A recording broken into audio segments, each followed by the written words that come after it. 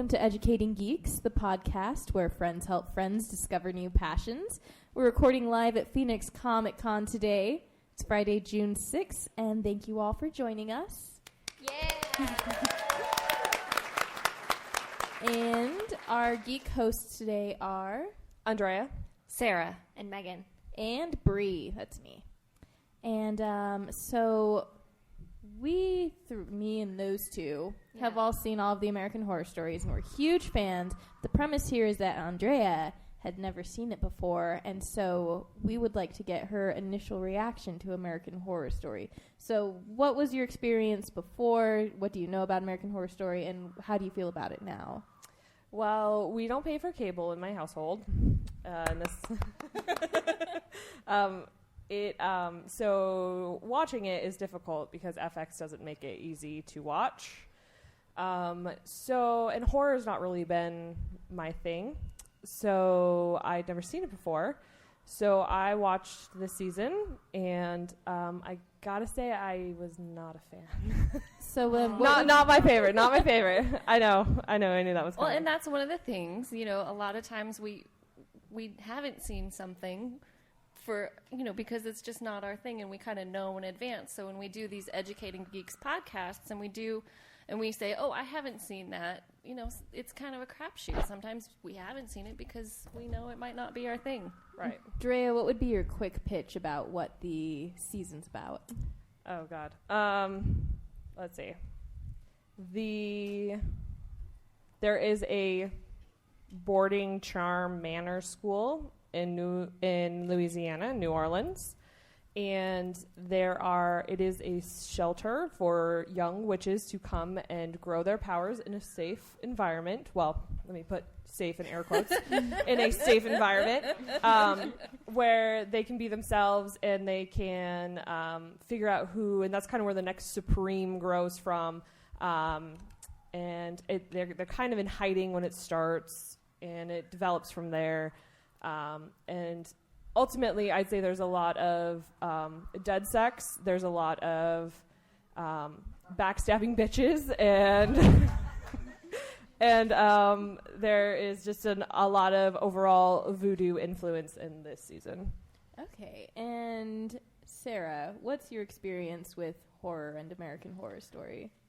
I am kind of an accidental horror fan. It's not my thing, but I seem to be so involved with horror shows and movies and film festival stuff that I just end up thinking, oh, I'll watch this too. And I really liked season 1. I came and did a panel for that here at Comic-Con 2 years ago. All of us came to do season 2 last year. Was anybody at our panel last year? Thank you. Welcome back. Yay! Thank you guys. Visitors are the best. And so, why break tradition? So here I am, even though it wasn't my favorite season either. We are going to run out of people who haven't seen American Horror Story yet, just to be clear. And what about you, Megan? I don't remember. I think I watched the first season as it was coming out. And then I watched the second season as it was coming out. And then I watched this one as it was coming out. So, I've been watching it from the beginning. I've actually rewatched all of them this summer in preparation for Con. I think season 1 is my favorite. Last year I said season 2 was my favorite, but now that I've rewatched all of them twice, season 1 is my favorite for sure. I didn't care for this season as much either. Bree, what did you think about this season? I actually really liked this season. It's not as good as season 1, but it is better than season 2 in my opinion. But once again, the story was meandering. They didn't really have a direction for most of it. And then in the last couple of episodes, they just threw the kitchen sink in there and tried to make everything kind of jive together. And it didn't work for me. But I've seen all of the seasons. I marathoned through the first season when I found out about it. And I found out kind of late. And last year I was on the panel for season 2, which was a lot of fun. Thank you, everybody who came last year. And I was the rookie of the podcast, and it was only my second episode, and now I'm moderating. So, obviously I became really obsessed with American Horror Story. Okay, and so basically everybody in here has seen the season. If anybody out there is listening and hasn't, Andrea gave a pretty comprehensive summary of the season, there are a bunch of witches living together. Basically, the entire goal of the season is to get rid of the opposition who are trying to kill the witches and to find the next Supreme. And the Supreme is kind of this this queen witch, so to speak. And she has all or almost all of the witches' powers and is able to basically defend her coven. And so there was a lot of girl power in this season, but there was also a lot of backstabbing.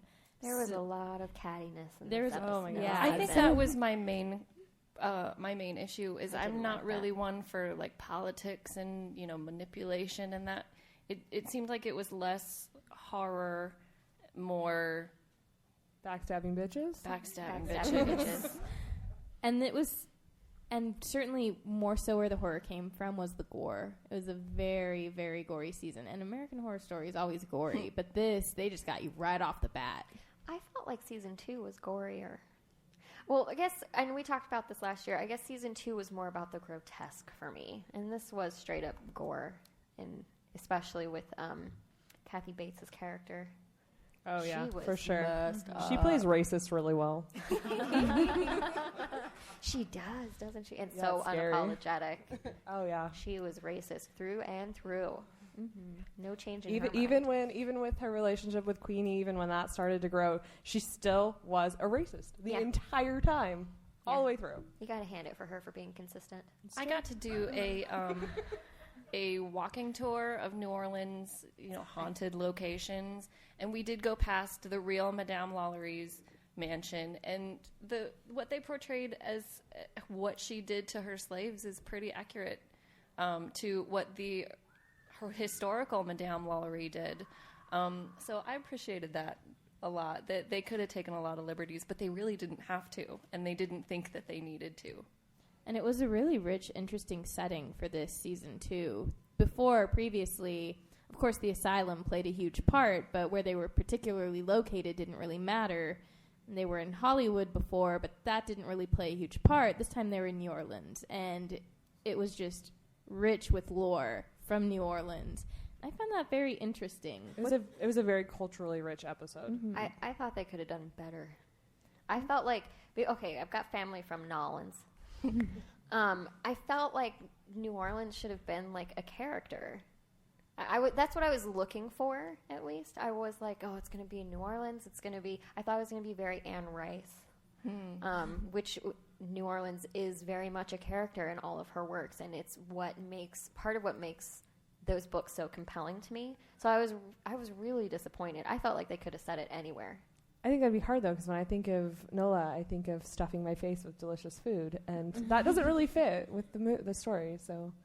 But they wouldn't have been able to bring in the Madame Lalaurie, the voodoo aspect. They did bring it jazz in aspect. at times, but I felt like they could have done more. It's another one of those American Horror Story things where they start strong with something, and then it just kind of disappears at the end. Done with that. We focused on it for an episode and a half. Done.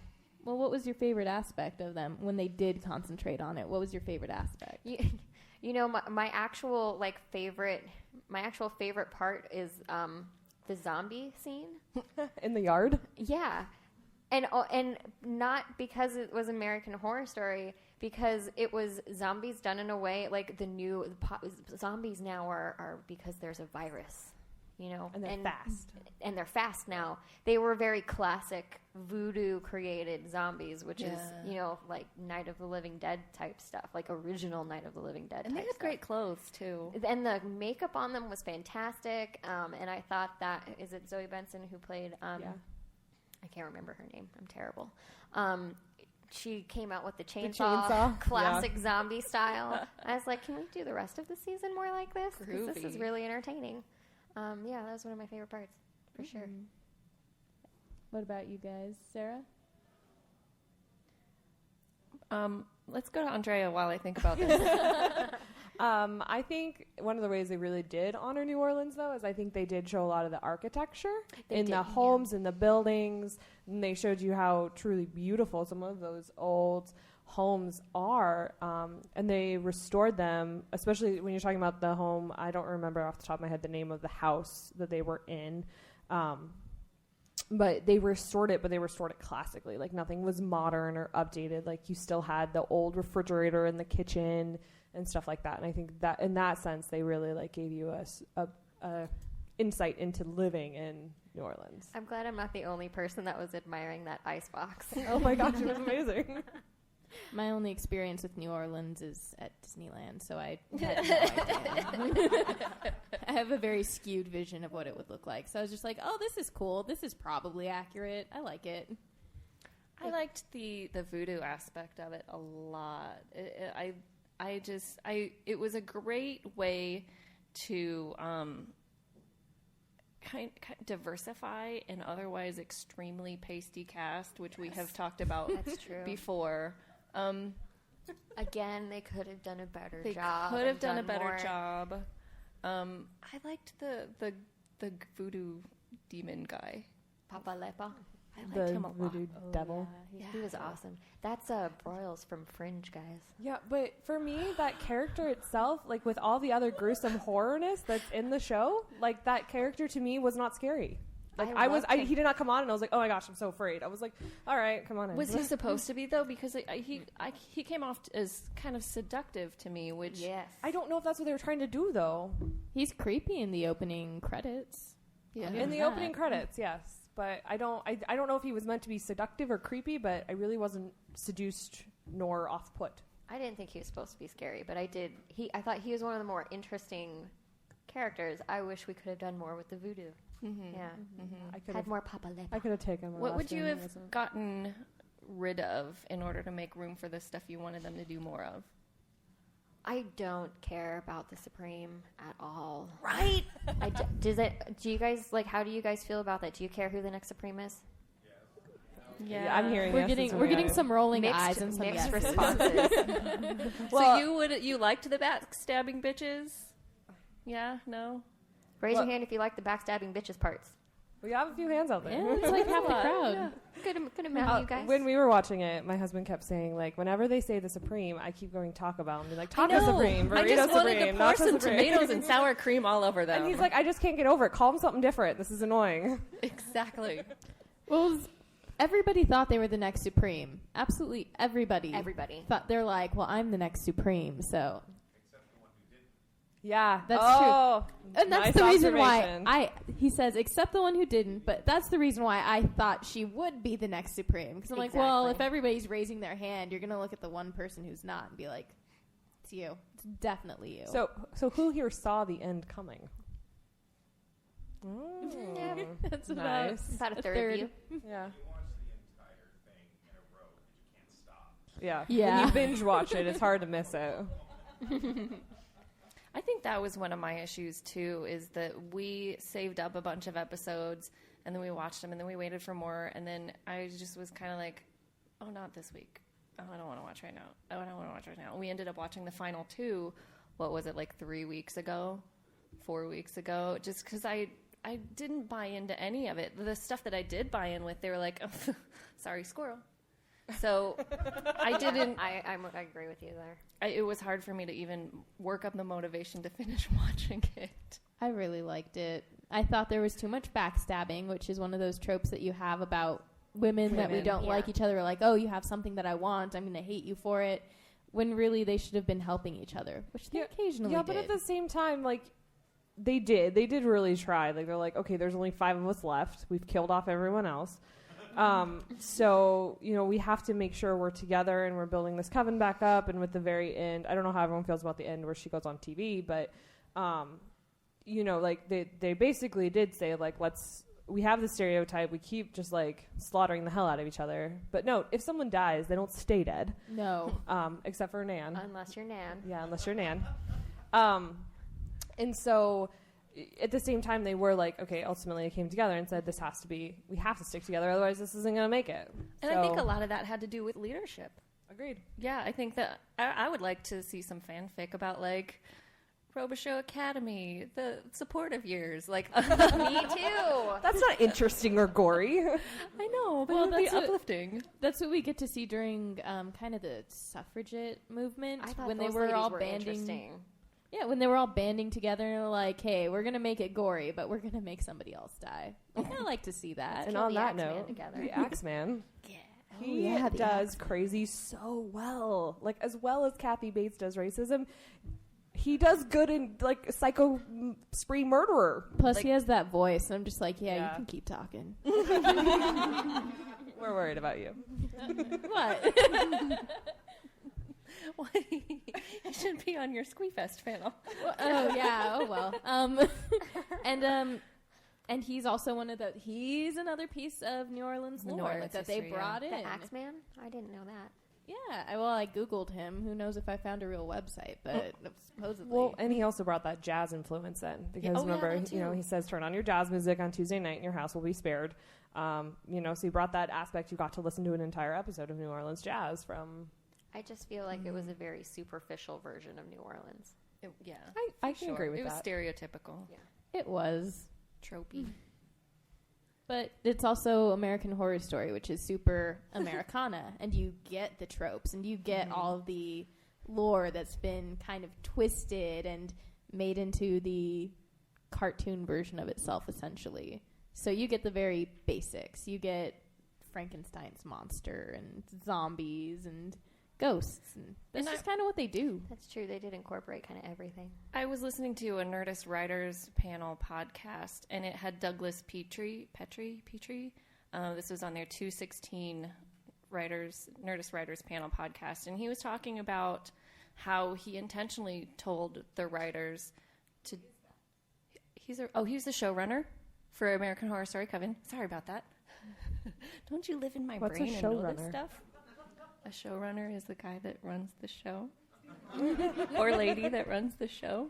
So the showrunners are, you know, one of the big producers, and they're in charge of, they're basically the boss of all the writers. And he directed the writers to go after those tropes because they're tropes for a reason, because they resonate with people. But what he wanted to see was their take on the tropes, and that's what's going to make it interesting. And I found the version of the Frankenstein's monster. I thought that was pretty interesting. It didn't even occur to me that he was a Frankenstein's monster until like somebody was like, "Oh, he's a Frankenstein's monster," and then I'm like, "That's right, he was sewn together from a bunch of other people." Except for he's not as smart as Frankenstein's monster. And I don't know that his character was necessary to further the plot he of was this such show. an object to be acted upon. He was like there's a trope for that too, but with women, like how women are always just, you know, beings to be acted upon in male-centric shows, where in this female-centric show, he just was really one-dimensional. He didn't really bring a lot except for others to act upon him, which, how do we feel about that? Is that kind of bringing more equality to the gender spectrum, or is that just... I don't want to raise myself up by tearing somebody else down. He had no personality for 6 Yeah. episodes. That doesn't make me feel good. That makes me feel like they probably should have left him dead. I felt like they really underused Evan Peters this season. I think they just I felt like they created that character because they felt like they had to have him again because he's so good. Oh man. Yeah, one of our audience members said they just wasted him. I completely agree. Yeah. He started out so strong, and then he died, and then he sucked. Do you want to see how to use Evan Peters in a limited period of time? Go see X-Men Days of Future Past. Totally stole that whole movie. Good job, Evan Peters. What about the other men, the butler? How did we feel about the butler? He didn't have a tongue. I'm seeing thumbs down in the audience, just Oh, to be yeah. clear. So And basically, we don't like any of the male characters. And then there was the Minotaur, and he didn't have a man's head. Another thumbs down. Another thumbs down, so he couldn't speak. Like, All of What the a men missed were opportunity. mutilated. and then the one man who could speak was a backstabbing bitch. So like, all of the men just kind of They sucked this sucked. season. Which, you know, for a show about witches, that's probably what you should expect, I guess. Yeah. I will I say, guess though, I guess they did that right. characters we did like, though. I really thought that Marie Laveau was an amazing character, and she's gorgeous. Not enough of her. Yeah, there was Work not in enough that of her. salon. I So know. bad. I'd watch an entire show just about her. Oh, Yeah, and I have a huge phobia of snakes. And I still was able to okay, but Marie Laveau, Angela Bassett, I get to watch her, so can I put my phobia on hold? And yes, I can. I approve anything that allows Angela Bassett to be fabulous. Mm-hmm. She was fabulous. Agreed. Not enough of her in this season. She should have been a key player. She shouldn't have been. She shouldn't have been a recurring character. Mm-hmm. And Nan. I love Nan. So one of the things I find really interesting that American Horror Story has done twice now is feature characters who have Down syndrome. And I find it really interesting the way that men interact with these characters. Because the neighbor boy, we didn't talk about the neighbor boy. Luke. The neighbor boy. Jake? Forgettable. I don't know. What was his name? Patty Luke? LaPone's Jake? son. Luke. Yeah. Thank you. The milquetoast one. But he treats her with respect. He seems to genuinely love her, right from the get-go. And we see the same thing that happens in season 1 with the same actress played her daughter, and then she had that boyfriend that was kind to her and treated her like a real person because she is a real person, and she got jealous of this attention. I find it really interesting.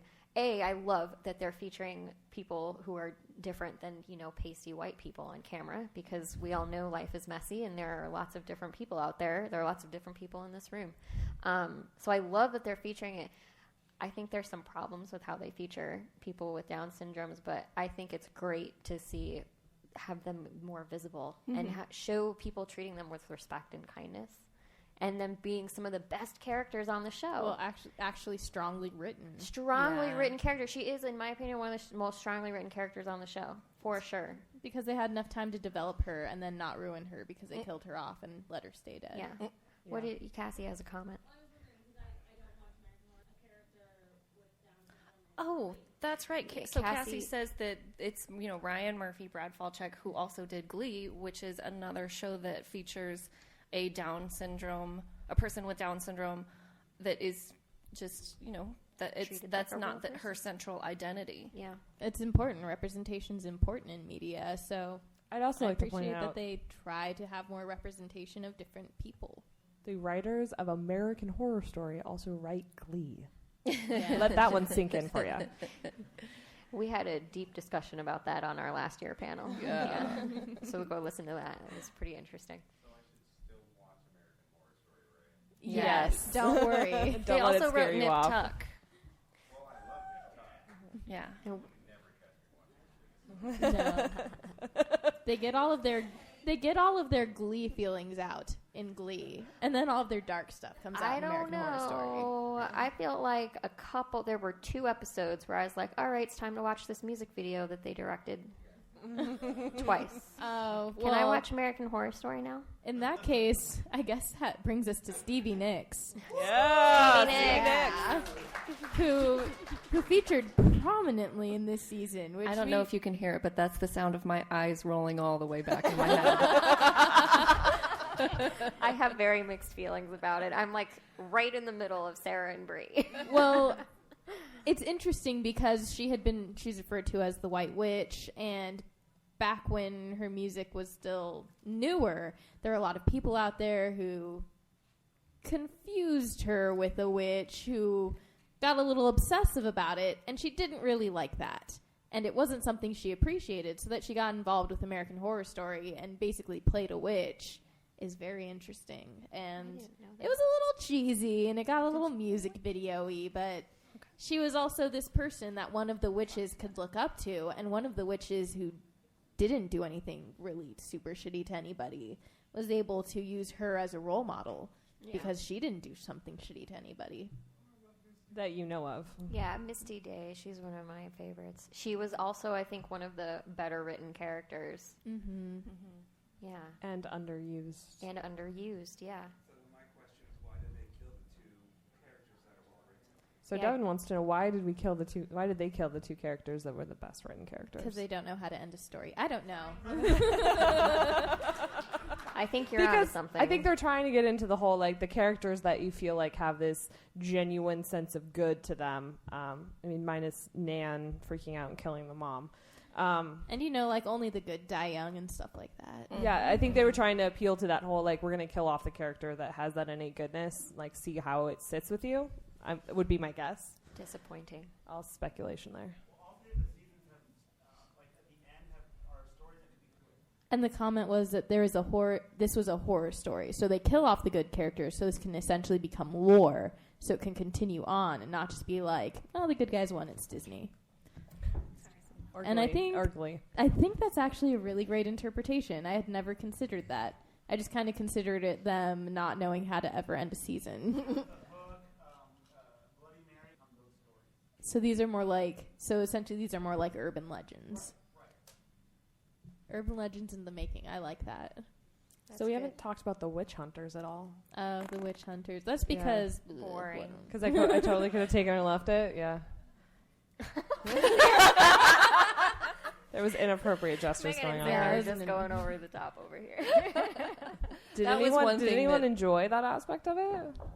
No, I'm getting a resounding no. So. It was so rushed. Don't feel bad if you did enjoy that aspect of it, because I think there's perfectly reasonable reasons to like it. I think we're not trying to shame anyone. Yeah. I think my biggest struggle maybe with it, because I haven't seen any of the other, and everyone keeps telling me, well, now you have to watch seasons 1 and 2 because it's so much better, is they tried to do too much in it. They could have left off pieces and not tried. They did everything so superficially. If they'd just taken a few things and really delved into the 2 or 3 or 4 like themes, they could have really excelled. And that's exactly what we were saying last year. Yeah, this about conversation Asylum. is very familiar. Very familiar. Are we having flashbacks over here? Yeah.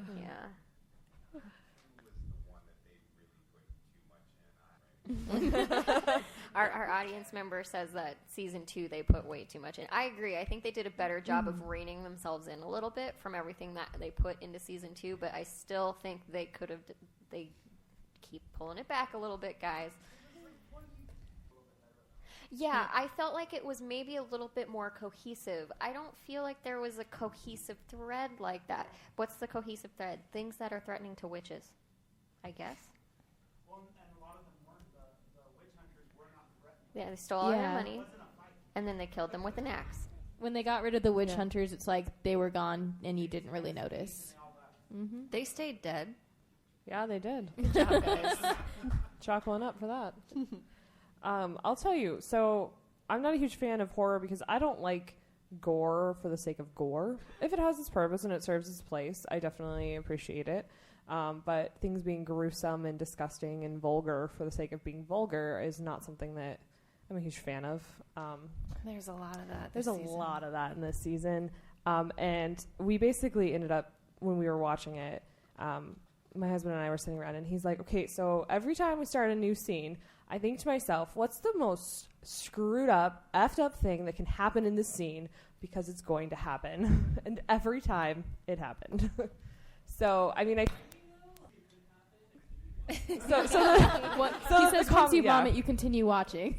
Yeah, so the idea... Okay, so we're comparing American Horror Story Coven and the totally effed up nature of it to that of heroin. So maybe heroin's not my thing. I feel like it's just gonna be even go in that direction even more for the carnival for season. Next season. They know they can push the boundaries. They already know what they can do. They want to see what else they can do. Yeah, they've already, we can't do that again, so we have to find something even worse. I'm hoping that they push the boundary back into the area of the grotesque. I and thought the they did that so well in season 2 with, what is her name? Chloe Sevigny, getting kind of hacked apart. And I mean, it was so grotesque.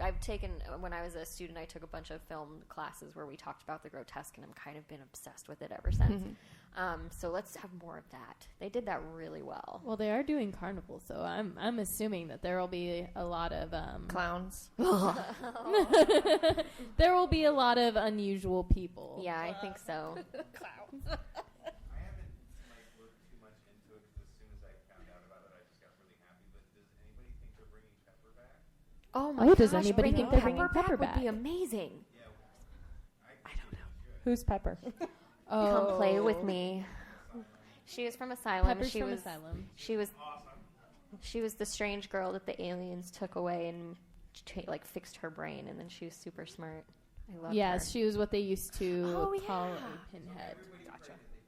Oh, and just Yeah. because we kind even of for a cameo, even if they just had a Pepper cameo, I'd be super happy. That would be amazing. so we've alluded to it, but season 4 is going to be carnival themed, and Jessica Lange is playing a Russian carnival person. Yeah. Yeah. So apparently yeah. Somebody she's just said working Jessica on Lange the can do no wrong. Yeah, and she's they're working right. on the accent. I guess she's already started. Yeah, she's been practicing. Do we That's all we know. I think. ever want to see her in an American Horror Story role where we like her? No. A resounding no. The What was entire that? audience agrees. I didn't. Oh, we like her, Fiona. but she's evil. Right, I did. I loved the character, but I didn't sympathize with her. She's not a one bit. sympathetic character. She's not sympathetic. No sympathy for the deaf. That's true. Yeah. You know, She I could think become nice. I think Sister Jude is still my favorite that she's played over the 3 seasons because I think Sister Jude had the most character growth. Her arc was just so fantastic. And she still looked better in red. yeah. I agree. We have a question right here. Or a comment? What exactly? We have someone here who really enjoyed Coven. What exactly was your? What would you like to see them grow on? Okay. Okay, we feel like there was a premature ending, which I agree with. Yeah. Yeah, I agree too. And it was kind of doesn't fit with the rest of the season. I'd like to watch that show that they started at the end of the season. Yeah. That's the Yeah. show I was kind of hoping for before Where we it get started. to see all the new girls show up and start a new gigantic coven. Yeah. That Yeah. was really cool. That sounds like a cool show. The biggest confusing thing is the last episode. 1 million people showed up. Where do they fit? Yeah. Exactly. Right? Beds in a room.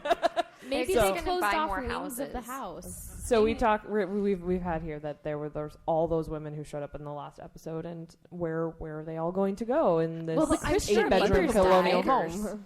The Christian neighbors died. That property's available. Maybe- They're set. Maybe one of their special powers is to make it bigger on the inside. Our audience member who's dressed as Doctor Who really likes that. And the young lady in the tank top. Yes. No. I've heard this too. Rumors I of think Jessica she's- Lange's last season. I think she's ready to take a break. She has been working it's difficult to work on a TV set. They have really long days, really tight production schedules, and this will be her 4th year doing it. So I'm not surprised to hear that. We will miss her dearly. I don't think American Horror Story would be the same without her. She did say that last year. She did. She keeps You're right. saying She that did she'll say that stop, last but- year. There's iPhone with her girl that Kathy Bates is coming back also. I would Kathy love for Bates is Kathy coming Bates to back. come back. Yay. Kate or Kyle or Kip, whatever you want to call him, is going to be her son. Interesting. Yeah, I had heard that too. That that Evan Peters will be coming back to play Kathy Jessica Bates' Lange's son. son. It wouldn't be American Horror Story without Jessica him. Lange's son or Kathy Bates' son? Oh, Kathy Bates. Sorry, Kathy Bates' son. He'll be playing Kathy Bates. Oh, that could be an interesting dynamic. So we all had dinner earlier this week, and one of the conversation topics, because we always try, so it's really hard because we're all friends, so we all get together and we watch these podcasts, and then you watch it and you're like, I can't talk to you about it yet because it's not being recorded. And one of the conversations that actually Megan's husband brought up was like, okay, so what other American Horror Story settings would you like to see? Let's see, some of them that came out was someone wanted to see, what was it, like a brothel. A brothel. Ooh. Yeah. A Texas or Nevada brothel. How would that be supernaturalized though? Oh, there's ways. Sex with ghosts. Ghosts. It happens. Um, It's a trope. Someone said someone a really trope. wanted to move it from America to Hong Kong and do But then it wouldn't be an American Horror Story. yeah. Sorority house came up, and then someone said, well, there's Coven. Yeah. Though I do think it would be interesting to do, I don't want to call it a spin-off, but another take on the idea and have it take place somewhere else with their lore. I think that'd be really cool. Mm-hmm. Like Hong Any Kong Horror ideas? Story. Any ideas? Because that's kind of what we came up with. I still want more aliens. Yeah. Basic one is vampires and werewolves. Vampires and Vampires and werewolves werewolves. haven't been done. In the back? Sirens. Sirens for the brothel. That's a good That's suggestion.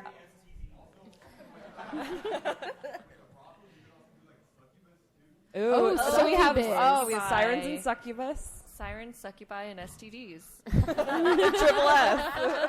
Scary, scary stuff. We guys. have our title. Let's start writing it now. American Horror Story SSS. Cassie. Oh, the Ooh, Revolutionary War.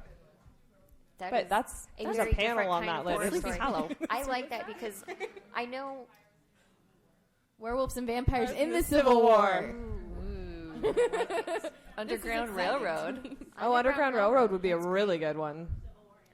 Well, and I remember I think it was after season 1, I think it was Spalchuk had been interviewed for something, and he was saying, it doesn't always have to be scary or gory because there are many different kinds of American horror stories. And I really like that he said that. They've still kind of kept it in the same wheelhouse, but I'm liking the Civil War and the Underground Railroad idea. That's very American. Well, you could also do the guy who plays Cards Against Death and gets his sack, and there's a lot of Civil War era lore that you could work into it. That'd be really cool. That'd be awesome. And I read fables, so they also have.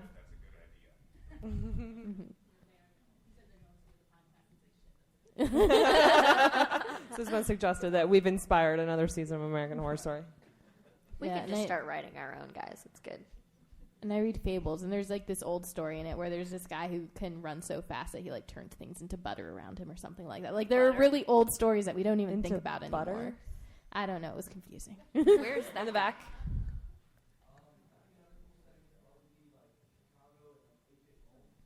Oh, H.H. Holmes Chicago time for another setting would That be would be interesting. awesome. Yeah. Edgar Oh, Allan Edgar Poe. Allan Poe. That's a good dark one. Yeah. Well, And it's all they in the love public their domain, flashbacks, sure. so they could easily work that in. Ooh, a steamboat. What like about Mark the Twain. American West? That would Oh. be awesome. What's scary about that, though? Brothels in the American West. Everything. Did you have? Cacti. Plus, we could get some native actors on the show. That would be awesome.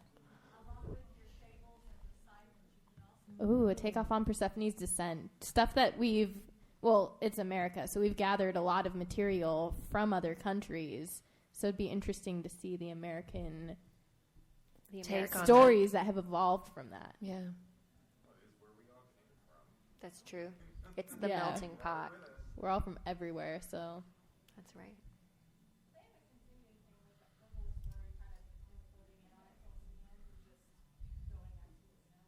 oh yeah. The Descent into Madness and Lovecraft was also brought up. We like Lovecraft. Well, and when you're talking about madness, you also bring in that whole death thing. And American Horror Story played really fast and loose with death.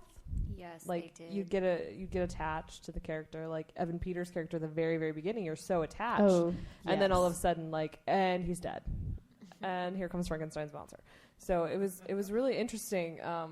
And he became a completely different character too. I really liked the character he started as, and then he just became a tortured He soul. became the butler. Yeah. There was a comment back there. Who had your hand up?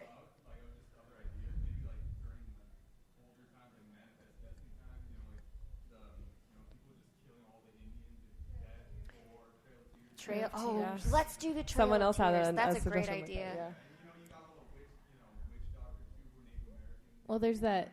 And shamans. Yeah. Okay, and there's the Croatoan thing too. Yeah. They could touch on a lot of different things. We'll talk All the about way that in- on Sunday at our all the way in the Sleepy back. Hollow panel. Hi. So French Revolution, because a lot of people died. Yeah, a lot of beheadings. it's a very interesting topic. Yeah. So I'm sensing here that this room would like to see American Horror Story, American Indian Yes. theme. Yeah. Yeah, Native American Horror Story. Yeah. Good job. Actually, that sounds pretty awesome. Very, very nicely done. That's perfect. So, And Ramadillo Cody can write the theme song. So one person we actually haven't mentioned yet, and I don't know, I love the actress, Myrtle Snow.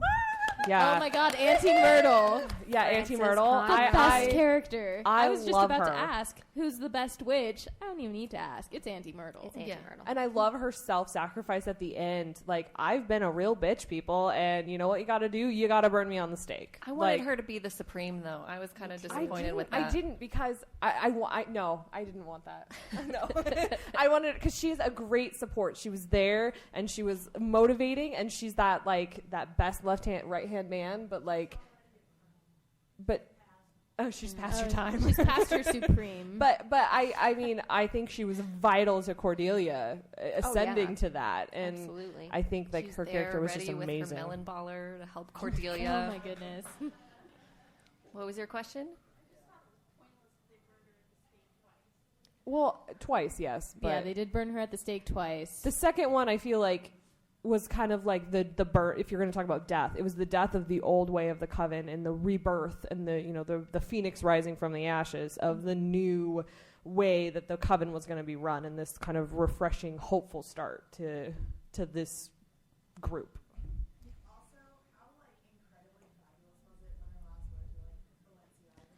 Her last words were Balenciaga, which somebody in the audience just brought up, which I thought was amazing. Just her Yeah. in flames, in red, screaming I wish his name. Her great romance was a fashion designer who ended up marrying somebody else. And she's just such an interesting, rich, odd character. And the way that Frances Conroy played her was so eccentric, but believable. Like, I wanted to be friends with her in real life. She always even when she plays- was just like, "Oh, hun, like you could never pull it off." I was just like, She always plays eccentric characters, which is why I love her so much. That's what I was going to say. Like, you're just talking about every character that Frances Conroy has ever Well, and played. I'm in the middle of 6 Feet Under Oh my right now, gosh, and she's so so going brilliant from on that show to show. show, We're getting some props for that one. those I love. I've talked about this so many times. I love watching actors act and transform and be totally different. and she does it. That's a great I'm just juxtaposition. like verklempt. 'Cause brought up 6 feet other.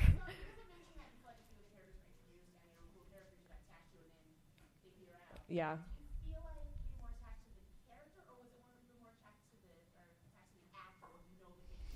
Ooh, I think that could be maybe a downfall. there's a question of whether we were more attached to the character or the actor. Yeah, I think maybe when you have the whole concept of the American Horror Story is that every season's a different brand of awesomeness, and I think maybe that could be part of the downfall in general is you have the same actors every year having to play different characters, so you do it is harder to separate yourself from the actor and the That's character. definitely why we're attached to Jessica Lange. We don't even know Yeah. who she's playing next season. She could be gone after one episode for all we know, and yet we're already super excited. That's a good point. I don't care. I just love them all. Bring that up. It was so because when I first started watching American Horror Story, I didn't get it until all of a sudden was like, oh no, you can watch the second season. It has nothing to do with the first one, and I was like, wait. And so I watched the first one, then I watched the second one. I was like, wait, it's all the same people, but they're completely different people. And oh my god, it's Frances Conroy. That's what you say when Frances Conroy comes on screen, just anytime. No matter what she does, I loved her and when I saw her, like, for the first one, because I actually saw Asylum first, and I went back and watched the first one, which was, of course, great, but it just amazes me how these people, especially Sarah Paulson, has blown my mind. Oh, To go yeah. from this nothing to this victim to this powerful woman, just, it's amazing how much that they are these actors, but they're completely different people that you can totally lose yourself in their character. And it seems like it was brought up that people often are in multiple seasons of American Horror Story, though they're different characters. And it would just be such a great franchise to work for because you do get these really bizarre characters and you get to do something different every year. And That's just what the keeps acting me chops coming on these back. people are enormous. I think American Horror Story teaches you how to do that, how to separate characters from the actors. I think we need more of that because I think oftentimes so many actors get typecast because they do a fantastic job as one character, and then you never get to see that actor be an actor again, and that's just sad because if you can do completely do one character amazingly, the chances that you can do a completely different character are pretty high. And I think American Horror Story is teaching audiences how to separate the character from the actor. Yeah. Plus, they have fantastic costuming, in fact, fantastic makeup departments, which really do a really good job of allowing the actors to just fully become the characters that they're playing and be very different from the season that they were before. It's one of my favorite things about the show. I will say that one girl, Zoe, was kind of, sort of played a very similar character, but it was supposed to be interpreted differently, so it was confusing for me. She did play the same character. Yeah. Oh yeah, Misty, Day, and Nan were some fun characters. I think they were two of my favorite characters too. And the comment is that the previous 2 seasons they had, one was just modern, one was period, and they were both well done. But this season was done in such a way that there was a real stylistic choice for all of the costumes, and everybody everybody fit a specific mold. So Devin's saying that the costuming and the camera angles lent itself to cinematography that we don't normally see on TV. And we watched this together, and I remember just looking down and playing Angry Birds again because I felt like it drew too much attention to itself. I agree. I thought, having been on a film festival where we screened a lot of horror films, I can't tell you how many things I've watched, just the camera tilted 45-degree angle for the whole movie. And it's kind of burned me out on that. And also overuse of the fisheye lens. Like, when it happened, Devin, like, I agree, like, it was very striking and it was lovely, but I feel like it was overused. Exactly. I feel like it was overused. Great. Yeah. It didn't Another really trope, as someone and said. they did a good job.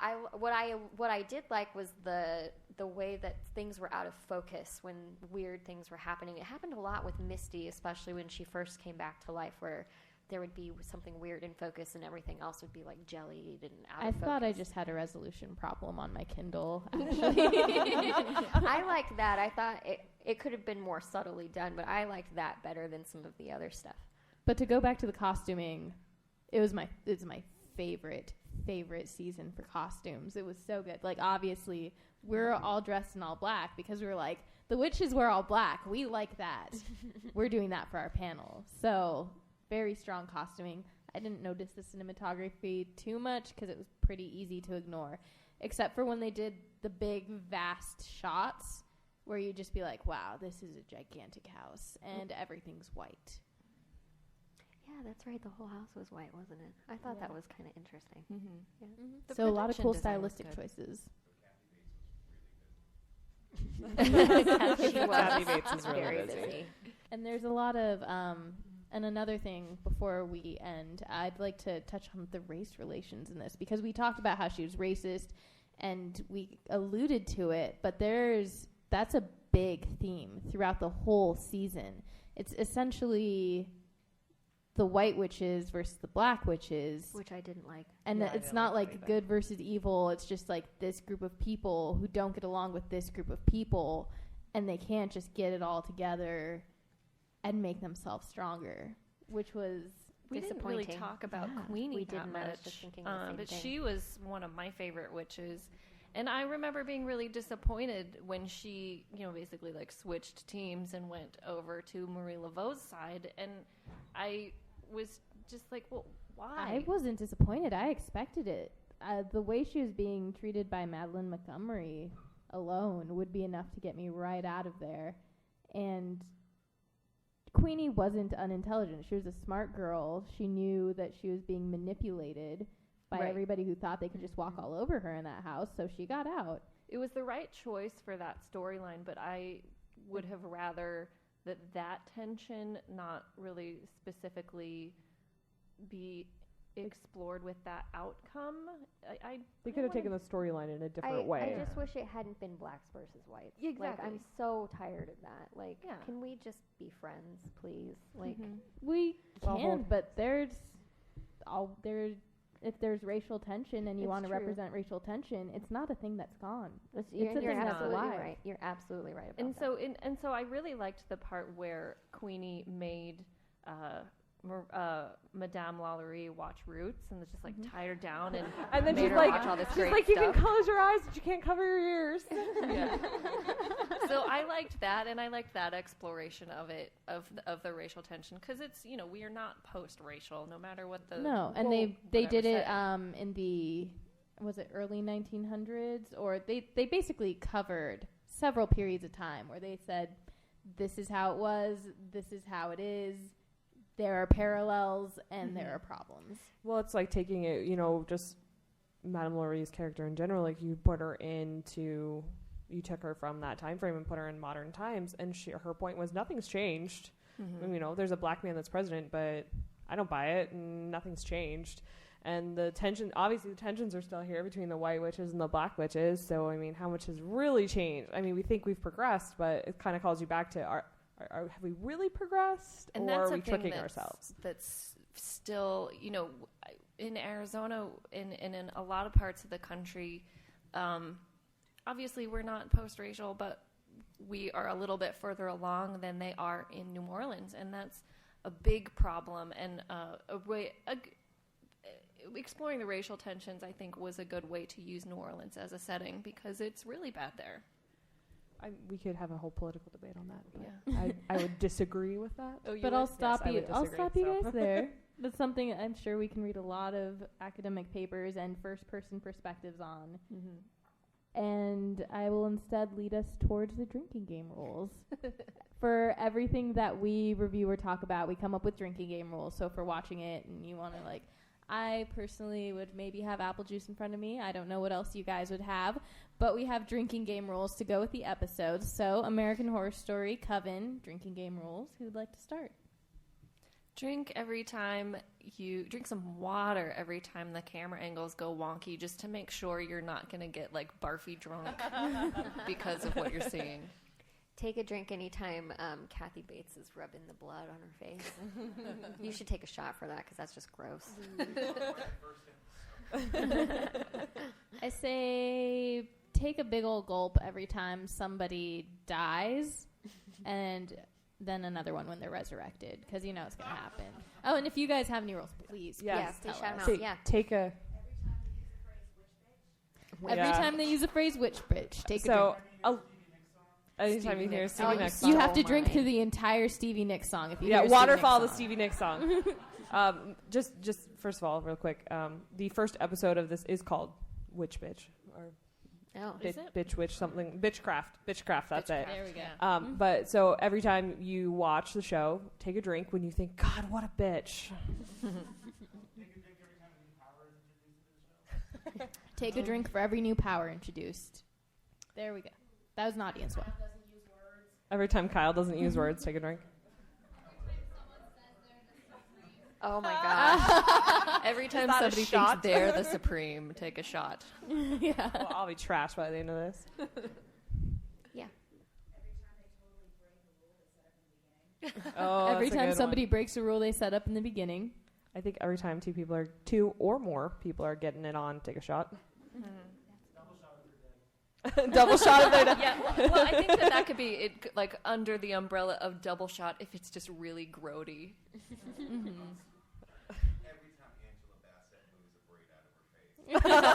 Every time Angela Bassett moves a braid out of her face. Every time Angela Bassett moves a braid out of her face, you take a drink. She is so fabulous when she does that. No, you're taking a drink to honor the fabulousness. Yes. To balance it out, we could go back to the take a drink of water every time Kathy Bates is horribly racist. Take a drink anytime Queenie uses her power, because I think that's a cool power. Yeah, that's a good Drink one. every time somebody uses a power they're not supposed to have. I think if it's the first time they're exhibiting that power and they're just like, whoa, you should take a shot. That's a good one. What's the name of the like Fireball whiskey or something Yeah, like it's that? Fireball. Fireball Oh, whiskey. please, no. You have to take a shot of that every time somebody gets burned at the stake. Ooh. Cinnamon liqueur. Alice would do that. Let's do it right now. Bar Take a afterwards, drink I think? whenever someone uses their power to light a cigarette, because that just looks awesome. I think it Whenever- only happens like 3 or 4 times, but you totally do it. Take a drink whenever Auntie Myrtle is just too fabulous for words. Take a drink every time. Take a drink every time Jessica Lange takes a drink is what he said, which is incredible. Yes. Do we drink?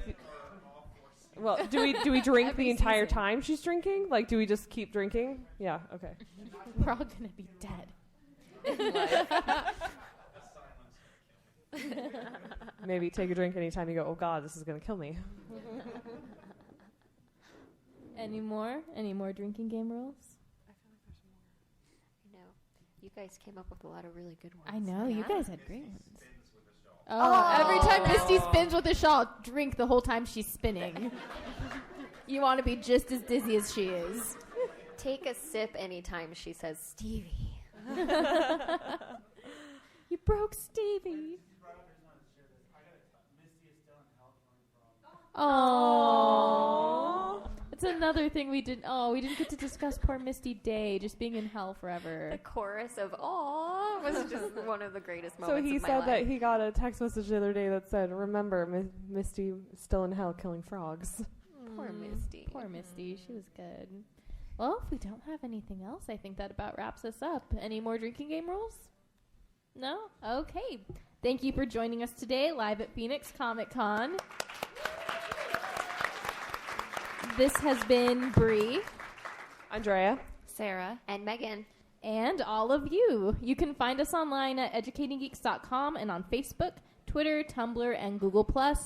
And remember to check out the episode when it gets posted and to tweet at us so that we can shout out to you. Thank you. And come back tonight for Squee Fest. Yes. It's going to be awesome. We're going to objectify men. Six-packs, guns, Six-packs, and guns, tight and tight buns. It's going to be great.